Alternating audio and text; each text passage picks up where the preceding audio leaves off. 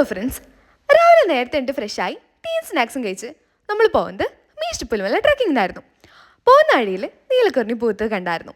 ഈ trekking up and down 7 kilometres ആണ് വരുന്നത്. കയറി ചെല്ലുമ്പോൾ തന്നെ സൺറൈസ് ഒക്കെ കാണാം. പിന്നെ നിങ്ങൾ വിചാരിക്കണ പോലെ ഇതൊരു സിമ്പിൾ ടാസ്ക് അല്ല, കുറച്ച് ടഫാണ്. നടക്കാൻ അത്യാവശ്യം ഉണ്ടായിരുന്നു. കൂട്ടത്തിൽ നല്ല കാറ്റും തണുപ്പും.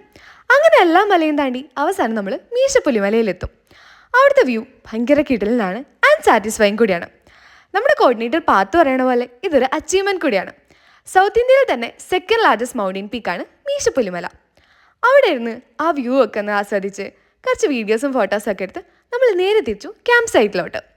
പോകുന്ന വഴി റോഡോഡെൻഡ്രോൺ എന്ന് പറഞ്ഞ ഒരു റെഡ് കളർ ഫ്ലവർ കാണാം. അത് നേപ്പാളിൻ്റെ നാഷണൽ ഫ്ലവറാണ്. ക്യാമ്പ് സൈറ്റിലെത്തി ഫുഡൊക്കെ കഴിച്ച് ബാക്കി എല്ലാ ടീം മെമ്പേഴ്സിൻ്റെ അടുത്തും ബൈ ബൈ ഒക്കെ പറഞ്ഞു. ഈ ട്രിപ്പിൽ നിന്ന് കുറേ നല്ല മെമ്മറീസ്